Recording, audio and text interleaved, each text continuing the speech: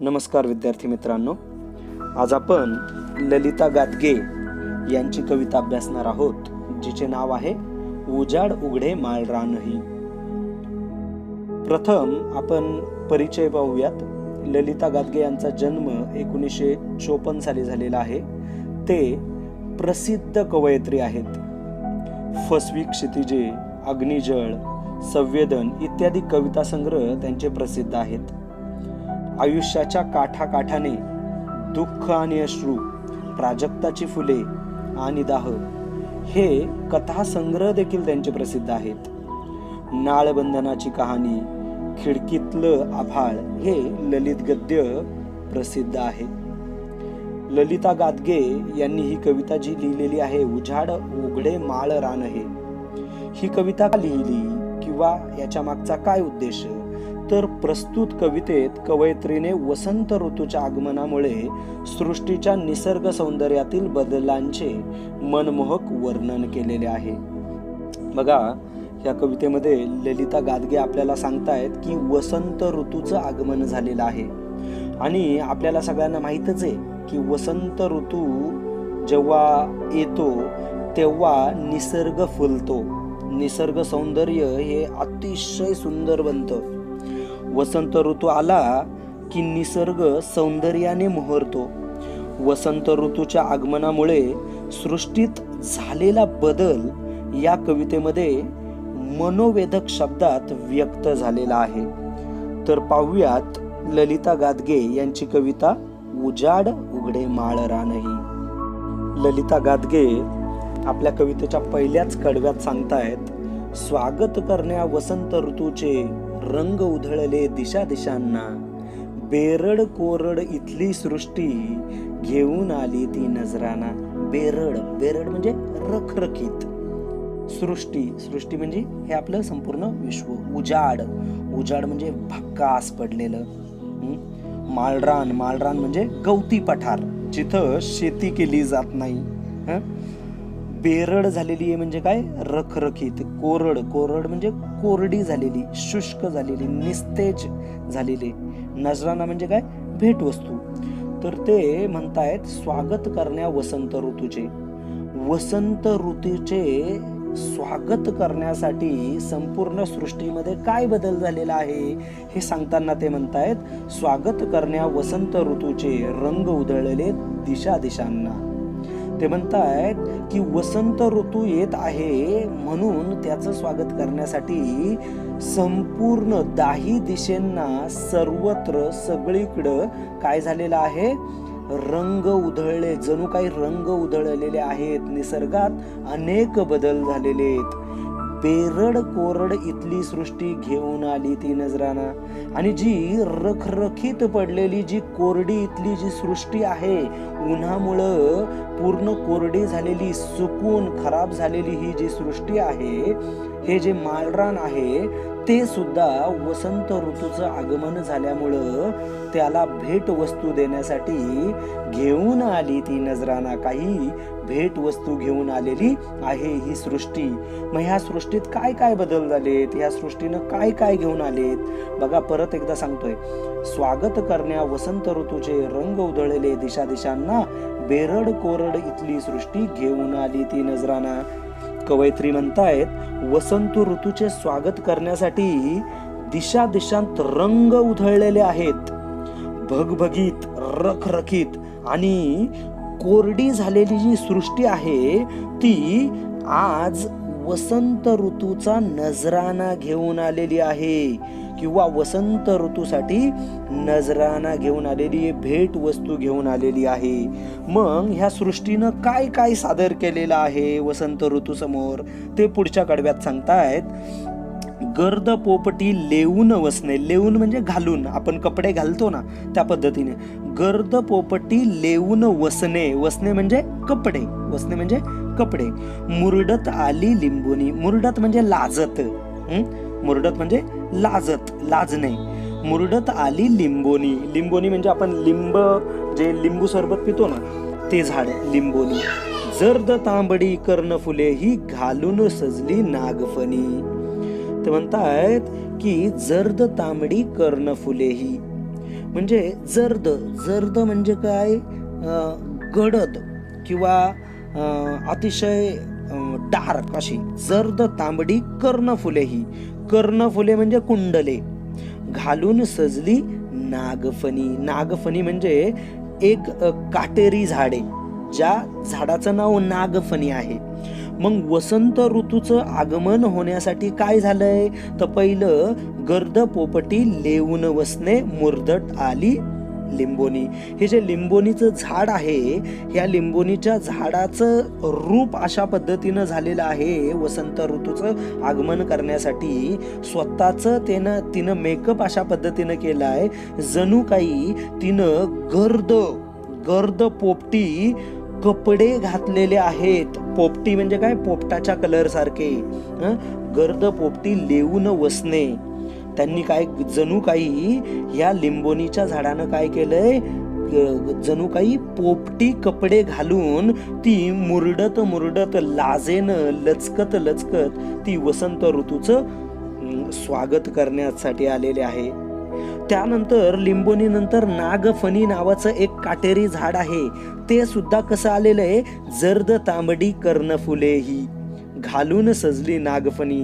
म्हणजे हे जे नागफणी नावाचं जे काटेरी झाड आहे, याला काही प्रकारचे फुलं येतात आणि ते फुलं त्या काटेरी झाडाला अशा पद्धतीने येतात, जणू काही कोणी कर्णकुंडल घातलेली आहेत.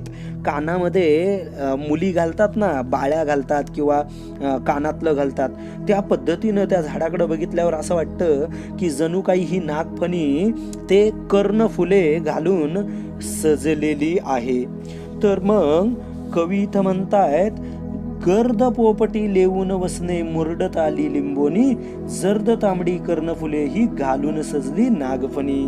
ते म्हणतायत, दाट पोपटी रंगाची वस्त्रे घालून लिंबाचे झाड लचकत मुरडत आले आहे. लिंबोनी पोपटी रंगाने सजलेली आहे. गडद तांबड्या फुलांची डूल कानात घालून नागफणी सजलेली आहे. खंडाळ्याच्या घाटातील नागफणी हा डोंगराचा सुळका तांबड्या गर्द फुलांनी नटला आहे. जर तुम्ही खंडाळ्याला गेलात तर खंडाळ्याला जाताना तुम्हाला या नागफणीचे झाडं भरपूर दिसतील. पूर्ण त्या खंडाळ्या घाटामध्ये सर्वत्र या नागफणीची झाडं आपल्याला आढळून येतात. म्हणून वसंत ऋतूचं आगमन करण्यासाठी हे जे नागफणीचं झाड आहे, ते गडद तांबड्या फुलांचे डूल कानात घालून, जस काय कर्णकुंडल घातलेले आहेत, कानात घालून नागफणी सजलेली आहे वसंत ऋतूचं आगमन करण्यासाठी. पुढील कडव्यामध्ये ललिता गादगे म्हणतायत, लुसलुस पाने अंगो पांगी, लुसलुस पाने अंगो पांगी, झुले वड हा दंग होनी, दुरंगी चुनरीत उभी ही घाणेरी ही नटुनी थटुनी. लुसलुस पाने कोणती, लुसलुस पाने म्हणजे कवळी. झाडाला प्रथम जे नवीन पानं येतात, कवळी पानं येतात, त्याला इथं शब्द कवयित्रीने वापरलेला आहे, लुसलुस पाने. लुसलुस पाने अंगो पांगी, झुले वड हा दंग होनी. आता तुम्ही वडाचं झाड बघितलं असेल तर वडाच्या अंगोपांगी म्हणजे सर्वत्र संपूर्ण अंगावर अशी लुसलुसीत पाने येतात, अशी कवळी पाने येतात आणि तो वल अतिशय जसं काय गाण्यामध्ये दंग होऊन एखादा गायक दंग होऊन जातो आणि झुलतो इकडून तिकडून, त्या पद्धतीनं हा जो वड आहे त्या वडानं वसंत ऋतूच्या आगमनासाठी आपल्या अंगोपांगी सर्वत्र अंगावर ही कवळी पानं धारण केलेली आहेत वडाचे, आणि हे वड ह्या वसंत ऋतूच्या आगमनामध्ये झुलत आहे. वड काय झालेला आहे, दंग झालेला आहे. दुरंगी चुनरीत उभी ही घाणेरी ही नटुनी थटुनी. घाणेरी म्हणजे एक फुलझाड. घाणेरी एका फुलझाड, जसं गुलाबाचं झाड असतं, झेंडूचं झाड असतं, रोपटं असतं, त्या पद्धतीनं घाणेरी नावाचं जे झाड आहे हे एक फुलझाड आहे, याला फुलं येतात आणि दुरंगी चुनरीत उभी. जणू काही ह्या झाडाकडे जेव्हा आपण बघतो तेव्हा त्यांच्या फुलांचा रंग वेगळा आणि त्या झाडाचा रंग वेगळा, आणि त्यांच्याकडे बघून असं वाटतं की जणू काही एखादी नवीन नवरी, एखादी मुलगी 2 रंगाच्या चुनरीमध्ये, दुपट्ट्यामध्ये नटून थटून बसलेली आहे, असं त्या घाणेरीकडे बघून वाटतंय. आणि ही घाणेरी सुद्धा काय झालेली आहे, वसंत ऋतूच्या आगमनासाठी दुरंगी चुनरीत उभी आहे. बघा परत सांगतोय, लुसलुस पाने अंगोपांगी, झुले वड हा दंग होऊनी. वडाचे झाड सर्वांगावर लुसलुशीत कवळी पाने लेवून गुंग होऊन झुलत आहे. पुढे म्हणताय, दुरंगी चुनरीत उभी ही, घाणेरी ही नटुनी तटुनी. आणि हे जे वड आहे ते वड लुसलुशीत कोवळी पाने घालून गुंग होऊन झालेले आहेत.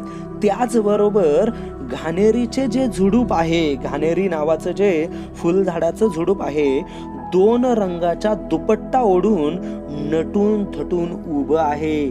वसंत ऋतूच्या आगमनासाठी ते नटून तटून उभं आहे. पुढं म्हणतायत, सळसळ झळझळ पिंपळ पाने, मऊ मुलायम मोर पिसारी. सळसळ झळझळ पिंपळ पाने. आता वारा आल्यामुळं ही जी पिंपळाची पाने आहेत ती सळसळत आहे, झळझळत आहे, वाऱ्याच्या दिशेनं इकडून तिकडं हलत आहे. मऊ मुलायम पिसापरी, मोर पिसापरी.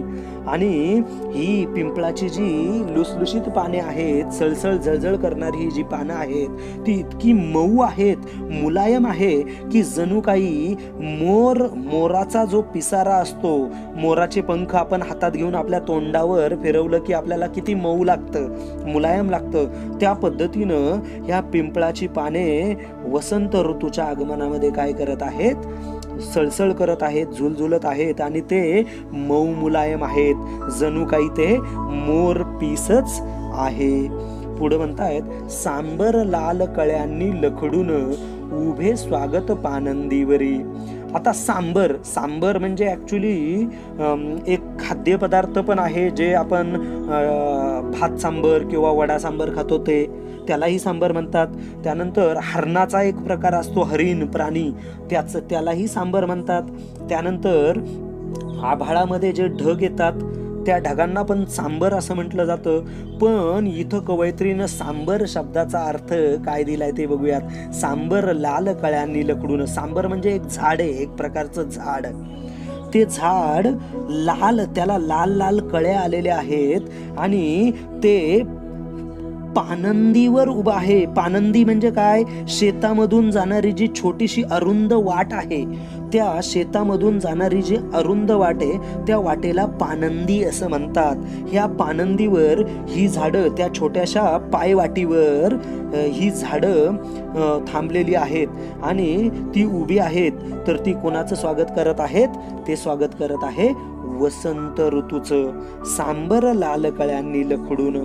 हे सांबराचं जे झाड आहे ते पानंदीवर म्हणजे शेतातून जाणारी जी अरुंद वाट आहे त्या वाटेवर उभा आहे वसंत ऋतूचं स्वागत करण्यासाठी. परत एकदा बघूयात. सळसळ झळझळ पिंपळ पाने, मऊ मुलायम मोर पिसापरी. पिंपळाची झळझळीत तेजस्वी सळसळ करीत असलेली पाने मऊ मृदू कोमल मोर पिसांसारखी चमकत आहेत. त्यापुढे म्हणतायत, सांबर लाल कळ्यांनी लकडून उभे स्वागत पानंदीवरी. आणि नंतर ते म्हणतायत की पानंदीच्या अरुंद वाटेवर म्हणजे शेतातील जी वाट आहे त्या पानंदीच्या अरुंद वाटेवर लाल कळ्यांनी लगडलेले हरिण स्वागतासाठी उभे आहे. पुढे म्हणतायत, पुढे ललिता गादगे कवयित्री सांगतायत, पळस फुली बहरून आली या मातीच्या अंकावरती. अंकावरती म्हणजे मांडीवरती. अंक म्हणजे मांडी, आपल्या शरीराचा एक भाग. पळस फुले ही बहरून आली. आता पळस नावाचं जे झाड आहे ते सुद्धा वसंत ऋतूच्या आगमनासाठी ते बहरून आलेलं आहे, त्याला बहार आलेला आहे, त्याला फुलं फुटलेली आहे.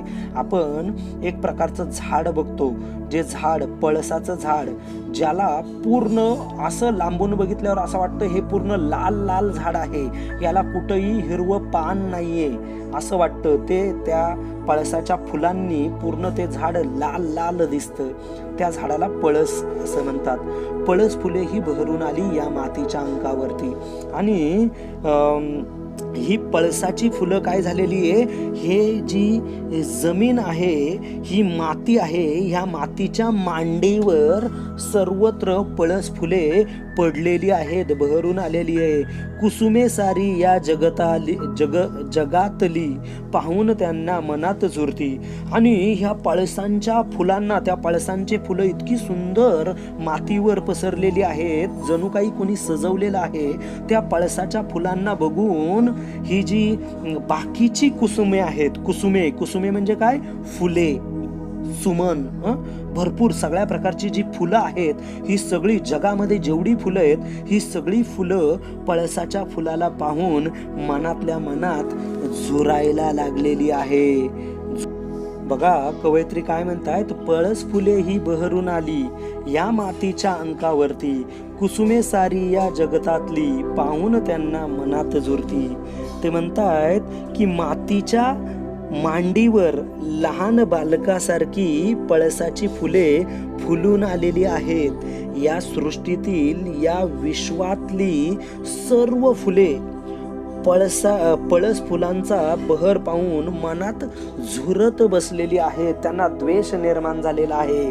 जसं एखाद्या सुंदर मुलीला पाहून दुसरी सुंदर मुलगी थोडी मनातल्या मनात झुरते किंवा जळते, त्या पद्धतीनं ह्या सगळ्याच्या सगळ्या फुलांना, त्या पळस फुलांना बघून झुरायला लागलेली आहेत. शेवटच्या कडव्यामध्ये कवयित्री ललिता गादगे म्हणतायत, आंब्याच्या मोहरातून आली कोकिळाची सुरेल गान.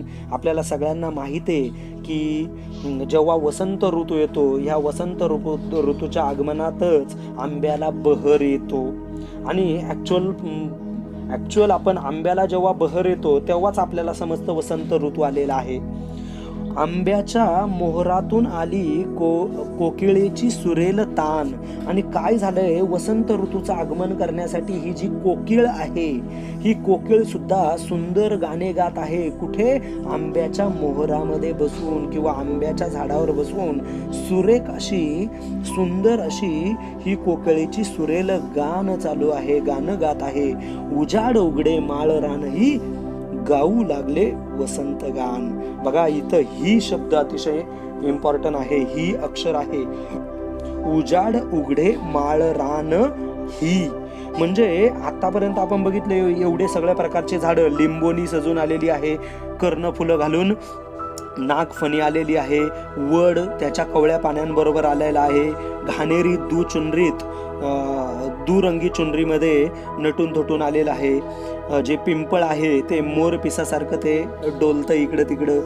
नंतर पानंदीवर उभं राहून सांबर सुद्धा वसंत ऋतूचं गान करत आहे. पळस फुलं सुद्धा बहरून आलेली आहे वसंत ऋतूचं आगमन करण्यासाठी. आंब्यावर कोकिळा सुद्धा काय करते, सुरेल तान घेतलेला आहे वसंत ऋतूच्या आगमनासाठी. त्याच पद्धतीनं इथं ते सांगतायत, उजाड उघडे माळ रान ही. म्हणजे यांच्याबरोबर जे उजाड उघडं पडलेलं, कोरडं पडलेलं माळरान, जिथं शेती होत नाही, कोरड पडलेली आहे, जिथं जमीन फाटायला आलेली आहे, सगळं सुकून गेलेलं आहे, ते माळरान सुद्धा गाऊ लागले वसंत गान. उजाड उघडे माळ रान ही म्हणजे सुद्धा, आपण म्हणतो ना, तो सुद्धा माझ्या बरोबर येत आहे. म्हणजे उजाड उघडे माळ रान ही म्हणजे ह्या सगळ्यांबरोबर जे उजाड उघडं पडलेलं, कोरडं पडलेलं, भक्कास पडलेलं, पूर्ण उन्हानं तापून गेलेलं जे माळरान आहे, पठारी प्रदेश आहे जिथं शेती होऊ शकत नाही, पूर्ण सुकून गेलेलं माळरान आहे, ते सुद्धा गाऊ लागलेलं आहे वसंत गान. वसंत गान ह्या वसंत ऋतूच्या आगमनानं हे उजाड उघडं पडलेलं माळरान सुद्धा वसंत ऋतूचं गाण, आगमनाचं गाणं गाऊ लागलेलं आहे. म्हणून शेवटच्या कडव्यामध्ये कवयित्री म्हणतायत, आंब्याच्या मोहरातून आली कोकिळेची सुरेल तान, उजाड उघडे माळ रान ही गाऊ लागले वसंत गान.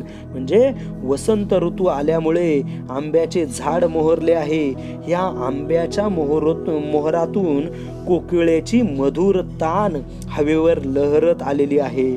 भक्कास असलेले उघडे भोकडे माळरान सुद्धा आता वसंत ऋतूचे गीत गाऊ लागले आहे.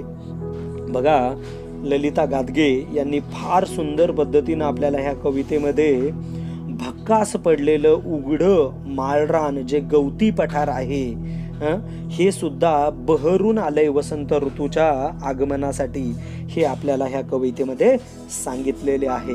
ह्या कवितेचे जे शब्दार्थ आहेत, वाक्प्रचार आहेत, हे मी तुम्हाला पाठवून देईल. कुणाला काही प्रश्न असतील तर तुम्ही मला फोन करा. धन्यवाद.